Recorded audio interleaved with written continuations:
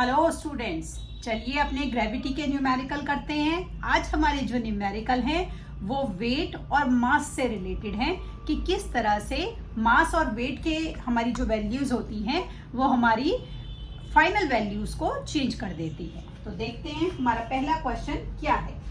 हमारा क्वेश्चन है a force of 20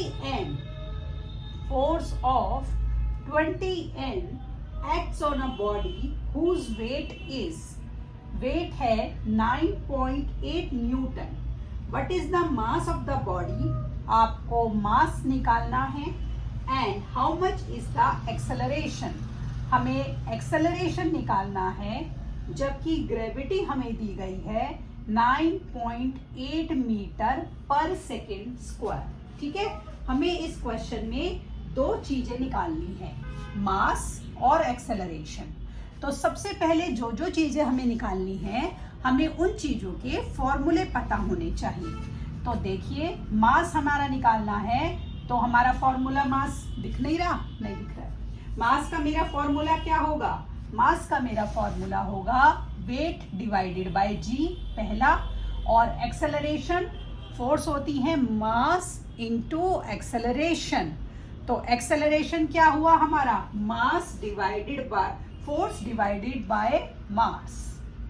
ठीक है, फोर्स डिवाइडेड बाय मास जो है मेरी आ जाएगी एक्सेलरेशन। तो सबसे पहले मुझे m निकालना पड़ेगा at any of the point, क्योंकि m निकाले बिना मेरा ये क्वेश्चन नहीं होगा। तो करें, यूनिट चेक कर लिया, ठीक है। तो मास हमारा क्या है? वेट डिवाइडेड बाय जी 9.8 काट दिया, ये आ गया मेरा 1। अब सबसे पहली फिजिक्स में जब भी हम क्वेश्चन करते हैं, हमें उनके यूनिट्स लगाने बहुत जरूरी होते हैं। मास है तो इसका यूनिट क्या हुआ? केजी। ठीक, पहली बात हमने मास निकाल लिया। एक्सेलरेशन निकाले, force divided by mass. Force थी 20 और मास आया 20 मीटर पर सेकेंड स्क्वायर। तो इस तरीके से मास और वेट हमारे न्यूमेरिकल्स को इफेक्ट करते हैं। किस तरीके से, ये हमने अब देखा। आइए अपना अगला क्वेश्चन देखते हैं। हमारे अगले क्वेश्चन में क्या दिया गया है?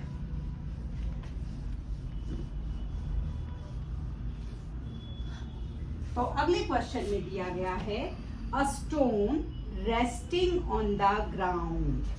तो सबसे पहले स्टोन ग्राउंड पर रेस्ट कर रहा है। ठीक है, पत्थर ग्राउंड पर ही पड़ा हुआ है।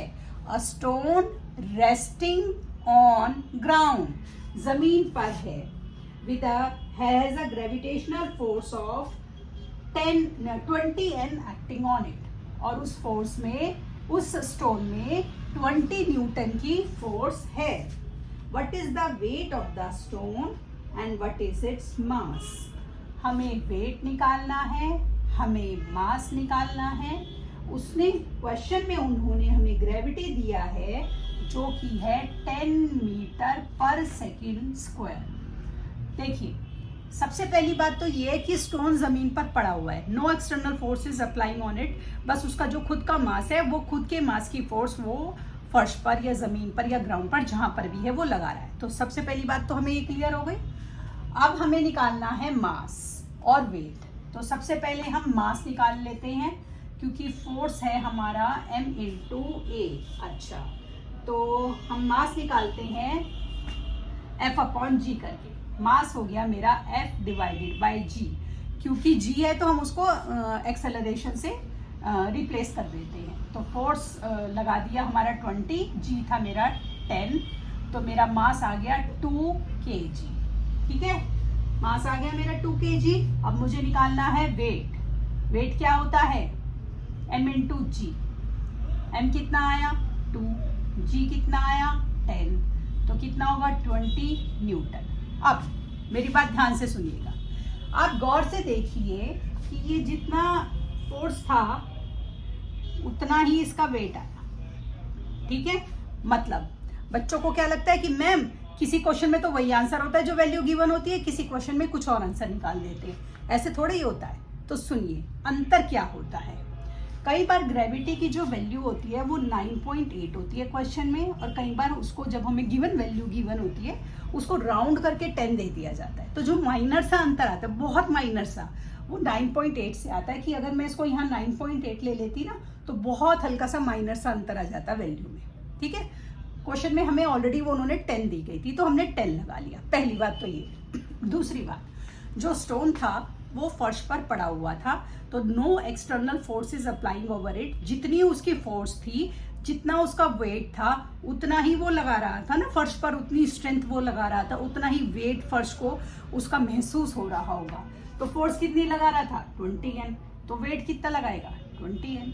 20N, N मतलब न्यूटन। और इसीलिए इसमें हमारी जो ये दोनों वैल्यूज थी ये हमारी सेम रही। ठीक है, आइए अब अपना अगला क्वेश्चन देखते हैं। हमारा अगला क्वेश्चन क्या है?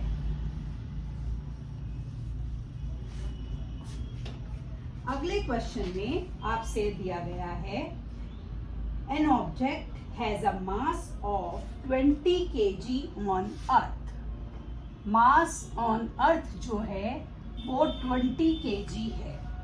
What will be its mass and weight on moon? Mass on moon निकालना है और वेट ऑन, एक मिनट, वेट ऑन मून आपको निकालना है। ठीक है, ये दो चीजें आपसे पूछी गई हैं। जबकि जो ग्रेविटी है, ग्रेविटी ऑन मून, ये लिख रही हूं मैं अलग अलग क्योंकि आपको नॉर्मल जो ग्रेविटेशनल वैल्यू होती है वो हमारी कितनी होती है? वो 9.8 होती है, या राउंड करके हम उसको 10 ले लेते हैं। तो ये ग्रेविटी, और वो जो हम 9.8 और 10 होते हैं वो ग्रेविटी ऑफ अर्थ होती है।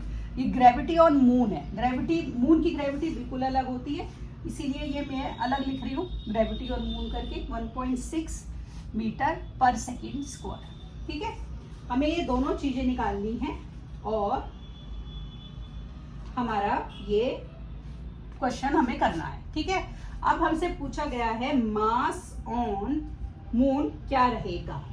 अब आप मुझे ये बताइए, जो वेट होता है और मास होता है उनके बीच में असली अंतर क्या होता है? वेट और मास के बीच में जो बेसिक डिफरेंस होता है वो डिफरेंस ग्रेविटी का ही होता है। लेकिन होता है ना, और मास जो होता है वो हमारा ग्रेविटी से इफेक्टेड नहीं होता। तो जितना भी हमारा मास है, मास जो होगा विल रिमेन सेम एवरीवेयर। तो mass will remain same everywhere. आप पूछेंगे ये क्या बात हो गई, मून की ग्रेविटी तो अलग है, अर्थ की ग्रेविटी तो अलग है, ये कैसे हो सकता है? क्योंकि mass is not getting affected by gravity, क्योंकि मास ग्रेविटी से इफेक्टेड नहीं होता। क्योंकि ग्रेविटी से इफेक्टेड नहीं होता तो दुनिया के किसी भी कोने में चले जाइए, कहीं पर भी चले जाइए, मास हमेशा सेम रहेगा, वो कभी भी चेंज नहीं होगा। ठीक, पहला कंसेप्ट। दूसरा, उसने पूछा वेट ऑन मून। वेट का फॉर्मूला क्या है? मास इनटू जी। मास कितना था अर्थ पर? 20। ग्रेविटी कितनी थी? 1.6। कितनी हो गई? 32।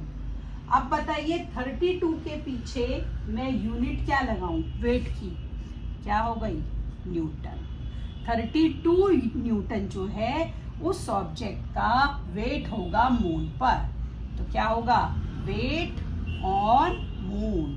तो आपने देखा मास में कोई अंतर नहीं आया, लेकिन वेट में अंतर आ गया due to the change in gravity. अब यहाँ पर ना इस क्वेश्चन से एक क्वेश्चन रेज होता है जो कि बड़ा फंडामेंटल क्वेश्चन है। मुझे आप ये बताओ कि कौन सा fundamental, which is more fundamental, mass और वेट? अगर आपको एक क्वेश्चन दे दिया जाए कि मास और वेट में कौन सा ज्यादा बेसिक है फिजिक्स में, तो कौन सा ज्यादा बेसिक मानेंगे हम? Always and every time mass is more fundamental than weight. Why mass is more fundamental than weight? As mass is not getting affected by anyone.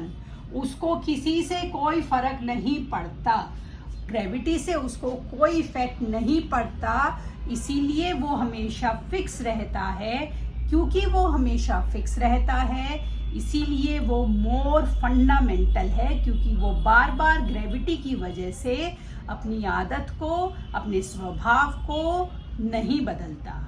तो mass is always more fundamental than weight in comparison to weight. ठीक है, इस तरीके से आज हमने wait और मास के न्यूमेरिकल करे। अगली क्लास में अपने बाकी के न्यूमेरिकल करते हैं। तब तक के लिए शुभ रात्रि।